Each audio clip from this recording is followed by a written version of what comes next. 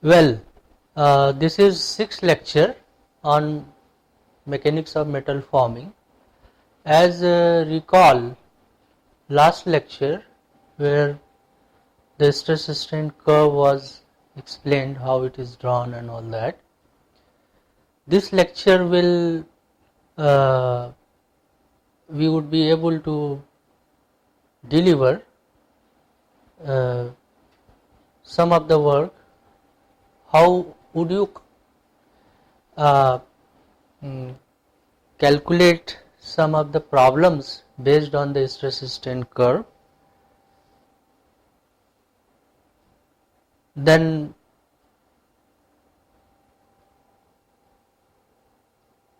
the volume constancy equations, various metal forming processes that that would be using the concept of mechanics of metal forming. Then other topics like, so if we recall the factors that affect the shape and magnitude of stress strain curve, we can classify in two major categories as the metallurgical factors and secondly the test conditions, factors that are governed by the test conditions. Like under test conditions, that like strain rate, temperature, state of the stresses, that are under the test conditions, whereas the composition of the workpiece material, the process of heat treatment that has suffered before the test on the workpiece, and some of the prior history of the plastic deformation, these are concerning the metallurgical factors. Usually these factors, if you recall the basic equations, and let us take this particular example, one example, and suppose we have a 13 mm diameter tensile specimen, round specimen, having a 50 mm gauge length. The load corresponding to the 0.2% offset is around, say, 6,800 kg, and the maximum load is around 8,400 kg, say, and let us assume that the fracture occur at 7,300 kg. The diameter after fracture, which is measured after the tensile test, is 8 mm, and the gauge length at the fracture is measured as 65 mm at the end of experiment. So let us calculate the standard properties of the material from the tensile test. So how would you proceed to solve? Let us see this one.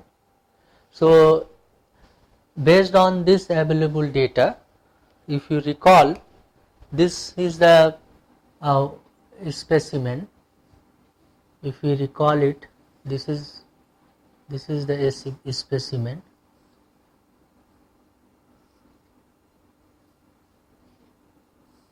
There is the center line. This is what is the gauge length, and this is the length which is hold in the machine, and you apply a load or force in this direction, the tensile force. So one can calculate the initial cross section. This is what the initial, this region, which is the A0, can be calculated, and it can be calculated because the initial diameter is given as 13 mm. So if you calculate it, pi by 4 13 is square, that comes out to be 132.7 mm square.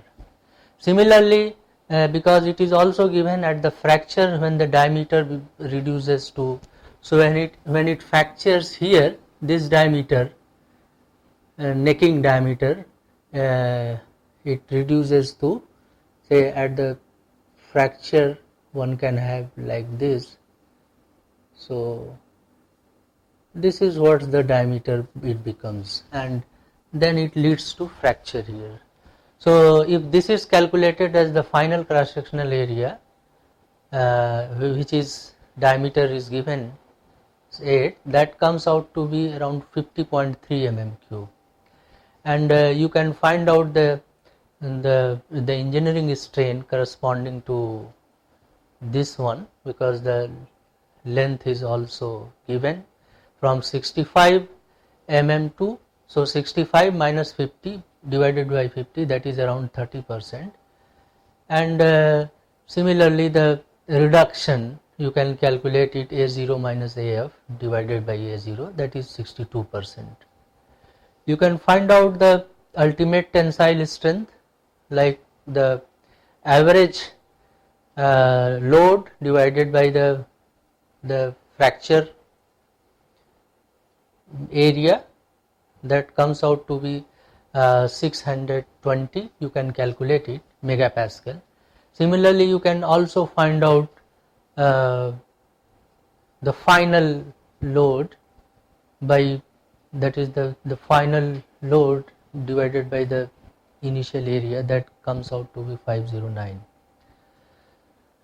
Yeah, no doubt we can take the elastic modulus as 207 gigapascal, and the elastic recoverable strain at the maximum load, then one can be calculated as P average divided by the A0 and divided by the elastic, because the stress strain relationship. So that comes out to be 0.003. So if the elongation at the maximum load is uniform, that is around 22%, that comes, and then suppose if it is given, if the maximum load, the elongation is 22%, so what would be the plastic strain at the maximum load? So one can calculate it as the plastic strain would be the final strain minus the at the elastic point. So you can calculate it as evaluated 0.22 minus 0.003, and that comes out to be 0.2120. This is an example how do you calculate the experimental data tensile to calculate other things. There is another problem here. One can see the second problem, where again in a similar tensile test of a material, fracture occurred, say the fracture occur at maximum load.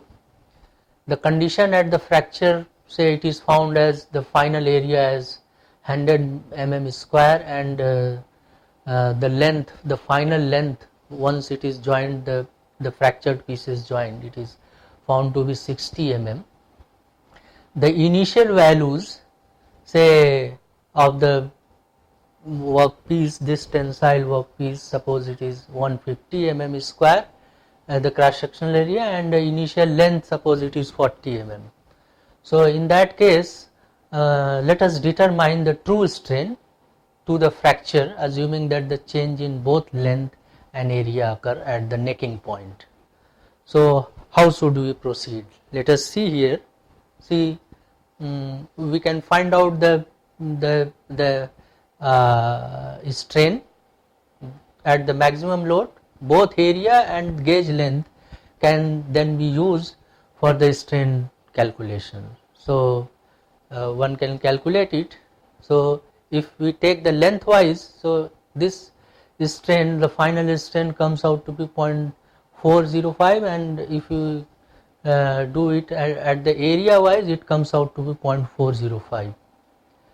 So if a more ductile material is tested such that the necking occurs at the final gauge length, suppose it is 83 mm, and the final diameter, suppose it comes out to be 8 mm, while the initial length has been 40 mm and the initial diameter, say it is 12.8 mm. So in that case, similar way we can calculate the final strain uh, that's the true strain we are calculating, because final true strain, that would be natural log of LF by L0, and similarly on the area side or diameter side also one can calculate.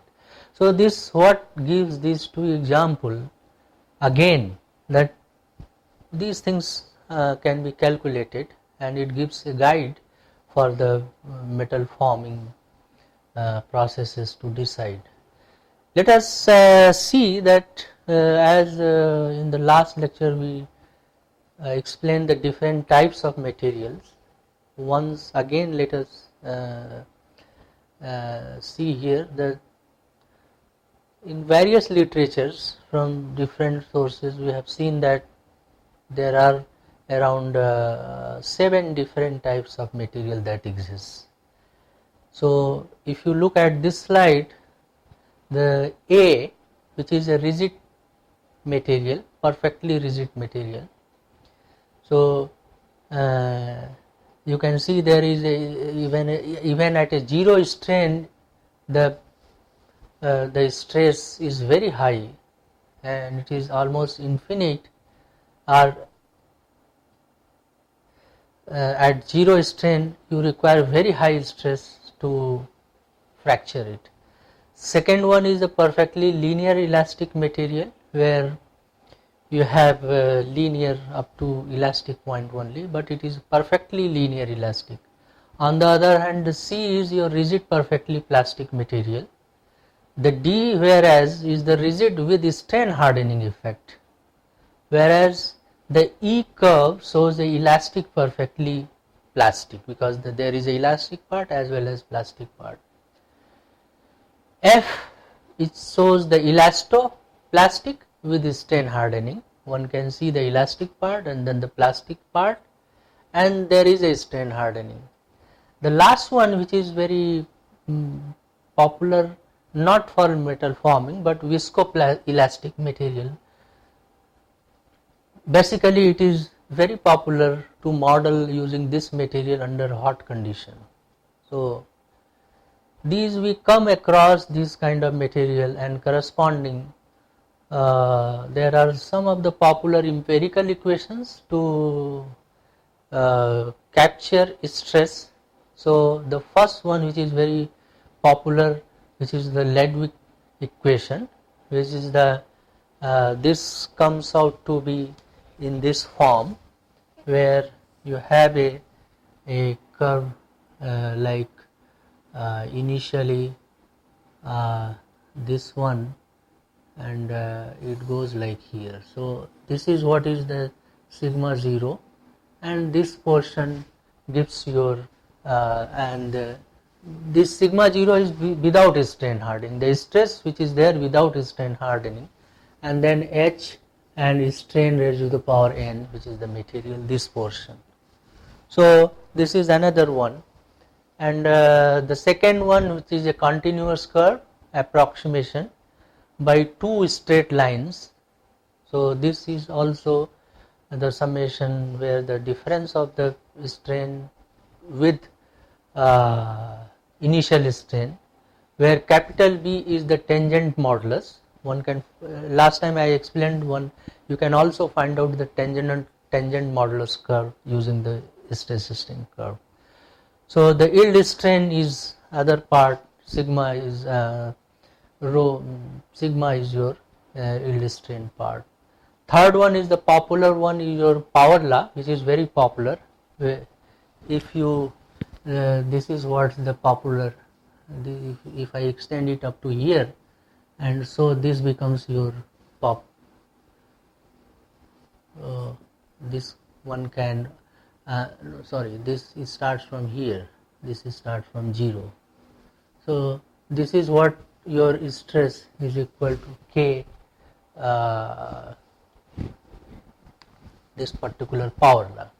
Fourth, OIS expression is another equation, where the fifth Swift equation is another form, where the n is the material property lying between the 0 and 1, whereas the Prager's expression is having the tangent of the true values, whereas the Ramberg's Osgood formula is also one can use. So these are some of the popular empirical equations. Let us again recall the flow stress curve, and we define the flow stress in this manner. So all these properties which we derive from the stress strain curve are going to be used generally. If we look into the different metal forming processes, we can broadly classify in three parts: cold forming, hot forming and warm forming. All these processes, forming processes, has their own advantages and disadvantages. And if you see the cold working, generally the temperature range is less than or equal to 0.3, the melting point of the temperature. And generally the strain rate sensitivity which is used in cold working is of the order of between 0 to 0.05, and friction, certainly the cold working must be very low, which is of the order of 0.1. Whereas the hot working, the temperature range is 0.5 to 0.75 of the melting point of the material, whereas the strain rate, it can be as high as 0.05 to 0.04, and the coefficient of friction, no doubt it increases, that comes into 0.4 to 0.5. The warm working is another process which exploits the plus point of the cold working and hot working, and therefore the temperature range of the warm working is 0.3 to 2.5 melting point of the material, and the strain rate is also in between the two, cold and hot, ranging from 0.5 to 0.1, and no doubt that friction will also be between the two as 0.3. If we see, the cold working is generally, as explained earlier also, it is done below recrystallization temperature of the part, and we get better property products. The cost, however, of the equipments and all that toolings are higher than the other processes, because the cold working do not require any heating process. It is the surface finish obtained is very good, the dimensional control and all that is very good enough, and it has a good reproducibility and interchangeability of the parts. Better strength, because there is a strain hardening, it will get strengthened, and directional properties are also achieved very well. As far as the contaminations, because of the scale formation and all that, it is almost absent. Disadvantage is that the higher force is required, heavier and more powerful equipments are required, less ductility is available. Metal surfaces must be clean before the work, and the strain hardening occurs, and therefore the undesirable residual stresses may be present. These are some of the disadvantages. However, if we look into the hot working, which is done above recrystallization temperature of a material, but however you require less, you require heat, but you require less heat, less force in that case, where the atoms of the metal reach a certain high energy level, the new crystals start forming, and this is called what's the recrystallization. And when this happens, the old grain structure deform earlier carried out by mechanical working no longer exists, and instead new crystals are generated which is strain free. That's the good point with. So there is no strain hardening in this process, and there is a greater ductility available with the material. Favorable grain size is obtained, leading to better mechanical properties, and certainly the equipment uh, of lesser power can be needed, and there is no residual stresses. However, the disadvantage on the other hand, the heat is required, which is costing, the poor surface finish is obtained, the poor accuracy is obtained, and the dimensional control of the part as well. The poor reproducibility and interchangeability is of the part is there.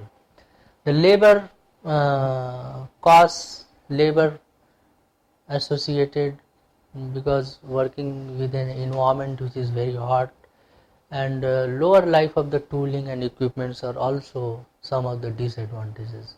Whereas the warm working is carried out temperature which is in between the cold and hot. Therefore, these processes are having advantages like lesser load on the toolings and equipment, greater metal ductility, fewer number of annealing operations are required here. Whereas with compared to the hot working, there are certain advantages on the warm, like you require less heat energy, you require better precision of the component, you get lesser scale on the workpiece, lesser decarbonization of the part, better dimensional control, better surface finish, lesser thermal shock on the tooling, and lesser thermal fatigue to the tooling, and so greater life of the tooling one can achieve. And so the warm working is becoming nowadays more and more popular. Let us see these two popular curves, which is associated directly with cold working. You see that when the cold working, the order of the order of the cold work is concerned, what happens to the property? Certainly the formability decreases, whereas the more you cold work, the strain hardening, so the due to strain hardening, strength increases. Whereas if you take the annealing temperature, if you increase the annealing temperature, you will see the strength decreases, whereas the formability increases. So you can see the difference, and these differences are taken advantage in metal forming. So in some of the forming processes like wire drying popularly, when there is a multi-stage forming, then we require to anneal after one stage, and that's how we take advantages of these two curves. As far as the classification of various metal forming processes are concerned, we call it the process bulk forming or massive forming on the basis of the order of deformation we have, because these processes like forging, rolling, extrusion and drying will require very heavy load, and that's how the name has come as the massive. You can see the forming has again variety of forming processes. We would see the details of this in subsequent lectures. So the forging can be a closed die forging with flash, closed die forging without flash, coining, electro upsetting, forward extrusion, forging, backward extrusion, forging, hobbing operation, isothermal forging, nosing, open die forging, rotatory or orbital forging, precision forging, metal powder forging, radial forging, upsetting. All these things are different processes that we would be dealing one by one subsequently. On the other hand, rolling is very popular and old process where the two rolls are used. So like the different processes under this head comes as seat rolling, shape rolling, tube rolling, ring rolling, rotatory tube piercing, gear rolling, then roll forging, uh, then cross rolling, surface rolling, seat forming, tube reducing, etc. Extrusion is another very popular area where if it is hot extrusion, we do not require any lubricant, and like forward extrusion, backward extrusion, hydrostatic extrusion, all these things are the varieties of the extrusion. Drying, where the two categories, when you have a drying with rolls, that is ironing, tube sinking, so and wire drying is another area where, and then the cupping operation. Drying has another where the cups are formed, so seat forming generally. When you draw tubes and wires, that is another area. One important issue was left in the tensile test. Tensile test is very popular, and let us see the instability problem in tension. So instability problem, we have seen that an increase in the stress due to reduced cross section area at the what is the reason of instability? That is an increase in the stress due to reduced cross sectional area. When it becomes greater than the increase in load carrying capability due to the strain hardening, then the material becomes unstable and neck starts, and there is subsequently fracture. So one can recall this again figure, the stress strain curve, where at the fracture the true stress strain curve, and on the other hand the other one is also shown it as the engineering stress strain curve. One can see here that if you draw this stress strain curve on log plot, it comes out to be a straight line. One can see here where is the n becomes the slope a by b. So the true stress as evaluated P by A0 plus the conventional strain. So the true stress is evaluated as P by A0 plus conventional strain if it is, whereas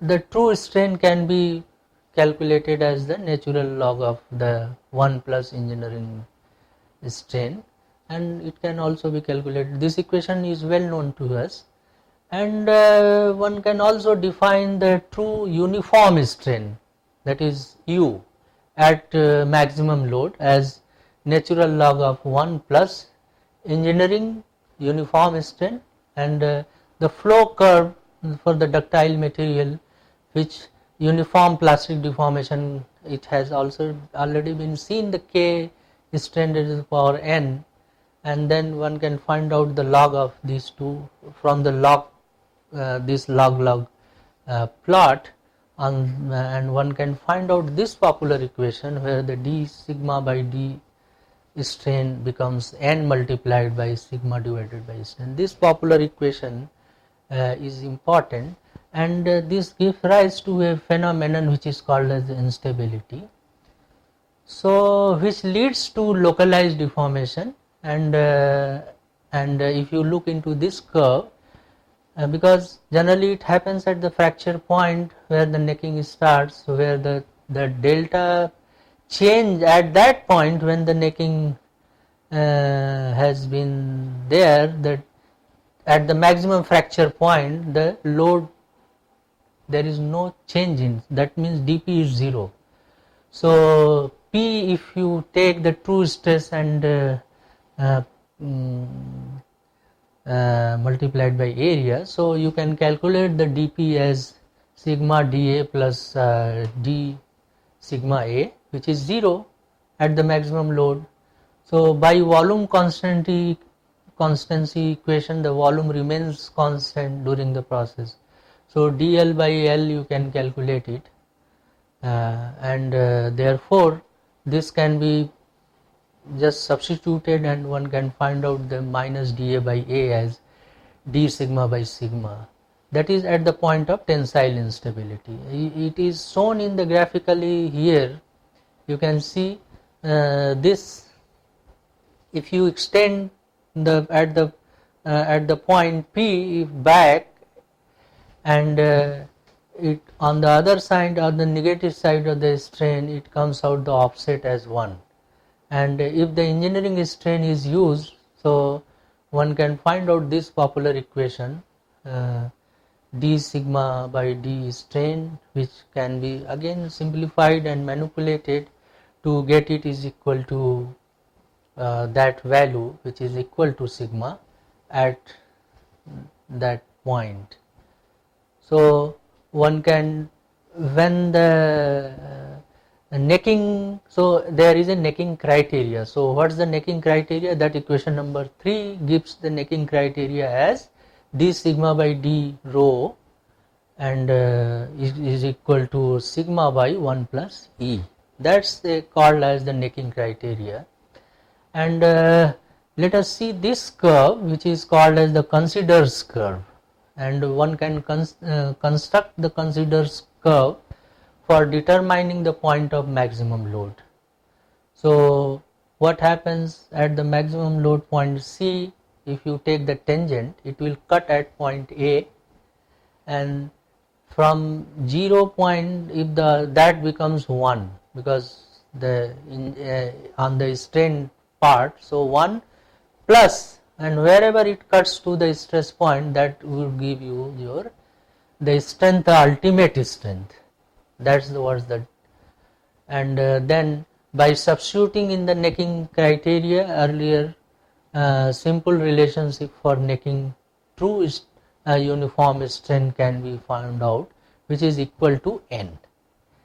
This is an important property to find the stretchability of seat, a particular, basically when the seat material is tested under test, this becomes a very popular equation where the width is greater than the thickness. So for any seat material, this criteria is uniform strain becomes N. However, in case of sheet metal, there are two types of tensile flow instability. As in case of circular piece, it is only one, but in when the width of the material is greater than the thickness like sheet, we have two flow instability. One is called as the diffuse necking, similar to the tensile test, and is followed by the second necking, which is called as the localized necking under the state of plane strain deformation. And in case of diffuse necking, as that provides a large extent of necking on the tensile specimen, similar to necking from a cylindrical specimen like. Diffuse necking might terminate in fracture, but normally followed by a localized necking. So in localized necking, what happens? The necking is a narrow band with its size approximately specimen thickness, and which is inclined at an angle of around 55 degree, and it do not give change in width, though the localized neck plane strain deformation happens in case of localized.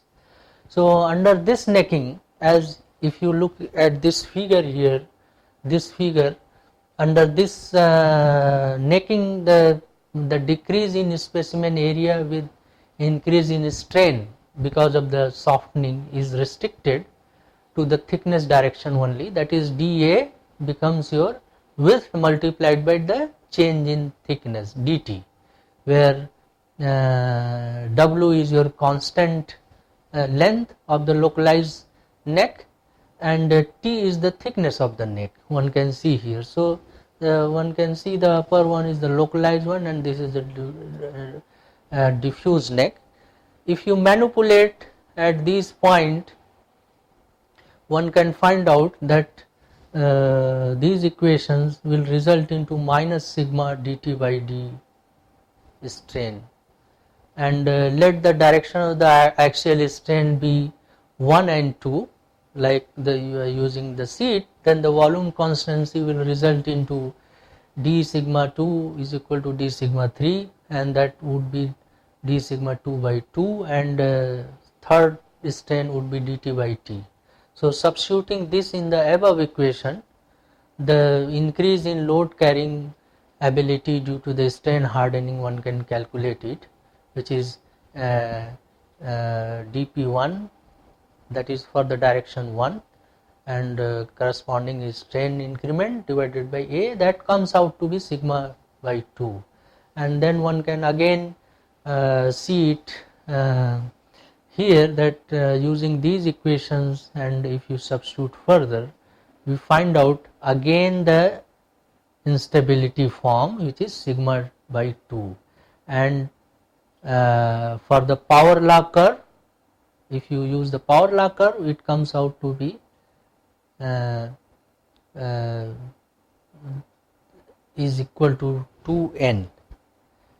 So if you further resolve it at the point at a distance L along the specimen and having area A, and so one can calculate in this way, where the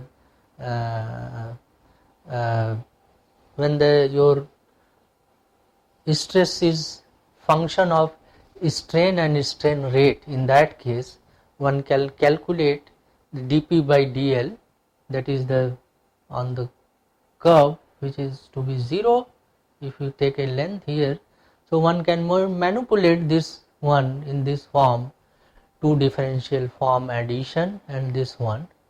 So and then if you apply the volume constancy, that the true strain, then one can calculate as here, and see the equation number 15, 16, 17, 18 and then 19. This is what the strain rate, this because the strain rate from the definition of strain divided by delta t, which is t if it is taken as time. So this can further be divided into dA by the change in cross sectional area, and that comes out to the rate of change of cross sectional area to the original area. And so with length along at a point at a distance L from the specimen, one can find out this relationship. This relationship gives two very important quantity, which is called as the material quantity, which is very important for necking process. So number one, which is a dimensional strain hardening coefficient, we call as zeta 1 by sigma deva d sigma by d deva strain, and second one is called as the strain rate sensitivity, which is defined in this fashion.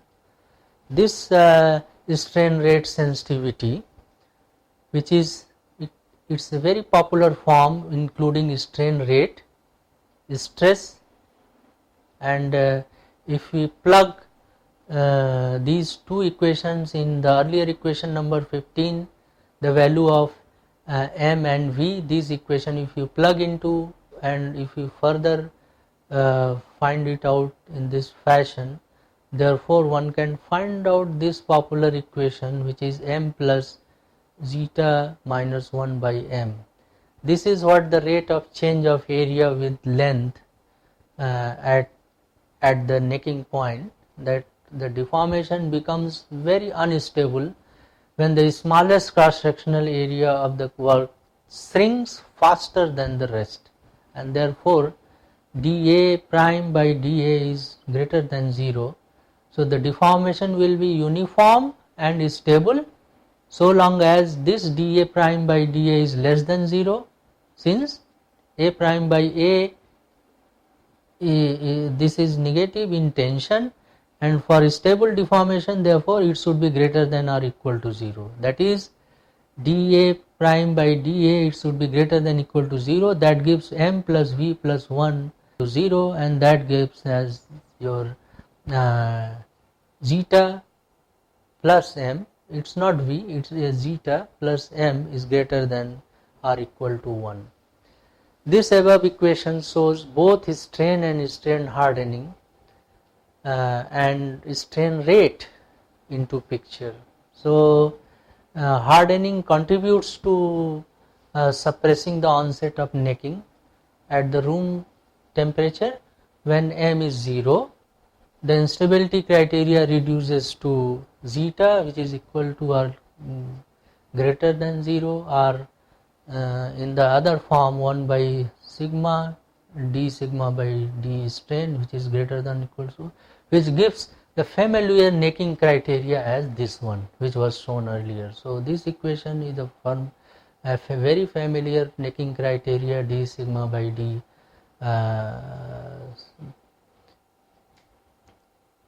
strain, which is greater than or equal to the plastic stress. So at other extreme, for Newtonian viscous flow, when there is without strain hardening, zeta is 0 and m therefore would be equal to or greater than. One can also see the stress distribution in necking. Usually this plot shows the stress equation where there is a complex triaxial state of stress in the necking region for this mild notch steel, and one can also calculate the stress average true stress at the necking point. This is much higher than the stress that would be required to cause the normal plastic flow due to stresses in the width and the thickness direction. So let us take one example to explain it. The stress strain curve, if it is taken as where the stress is this particular curve, which is again K, this is what the N value. So in megapascal, so let us find out the ultimate tensile strength of the material. So one can find out here that the N is 0.3, and if you use the true stress strain curve at the maximum load, so you can calculate it here by taking N as 0.03. So this becomes out to be 971 megapascal, and from the previous equation one can also find out other values, and therefore the ultimate tensile strength can be calculated as 698 megapascal. So one can see here how these equations are manipulated to get the different values. Generally tensile test is popular, but the notch tensile test is also carried out to evaluate notch sensitivity, that is the tendency for reduced tensile difficulty in the presence of a triaxial stress. Triaxial tensile stress, there is only one axis. When it is a triaxial, it is more than one direction, and a steep stress gradient occurs, and therefore the metallurgical or environmental changes also takes place. So under the notch tensile specimen, around 60-degree notch with a root radius of 0.025 mm is made, or less around this, around the circumferential notch is there, and or in case of it is a flat, that is the double edge notch also happens, and one can carry out in the same tensile test notch. This is called as notch tensile test. One can see this as the simulation where it gives the near the notch there is a very heavy stress distribution in the tensile test. Notch strength is also defined as the maximum load, which can be divided by the original cross sectional, and due to the constraint at the notch strength is higher than the tensile strength of the unnotched specimen. So this is calculated as for the notch specimen, with maximum load divided by the tensile strength for the unnotched specimen. This is the two ratio, it is called as notched strength ratio, NSR.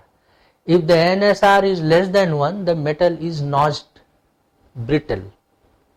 Generally it has been found out. The tensile properties of the steel for ferrous material or commercial other ferrous like steel and all that is commercially very important, and therefore it has also to be correlated with its microstructure and composition. So generally the tensile properties of annealed and normalized steels are controlled by flow and fracture characteristics of the ferrite which is present in the material, and its strength, alloying elements, grain size, all these things are concerned.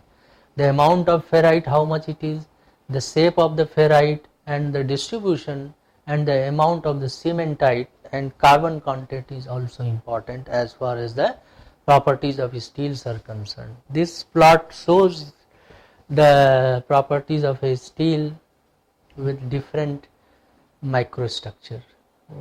You can go in details. When it is notched steel, one can see the higher strength than the annealed steel due to more rapid rate of cooling, which is resulting in pearlite formation. And this is another slide that shows the properties especially of the steel for different microstructure. For an example, if you deform it at different reduction, and its yield strength, tensile strength, elongation and reductions are, so one can see the strength of the annealed steel can be improved quite well under cold working condition. This is what's the microstructure of the steel, where the tensile property of a pearlite steel, it shows it can be best controlled by transforming the austenite to pearlite at the constant temperature on continuous cooling from above the critical temperature which is there. So transformation temperature, which is the spacing between the cementite and platelets. Here one can see in this plot where the strength increases. So this is what one can see for the different properties for at the quenching, and therefore there are two more properties concerned that is popular when a isotropic material where the material, the property everywhere is in all the direction is same. Anisotropy, if these properties particularly in all the directions are not same, then we call it is the anisotropy. It depends on the anisotropy, the level of anisotropy it is material, and that will affect the material, even the tensile test will be affected. So these things are also concerned, and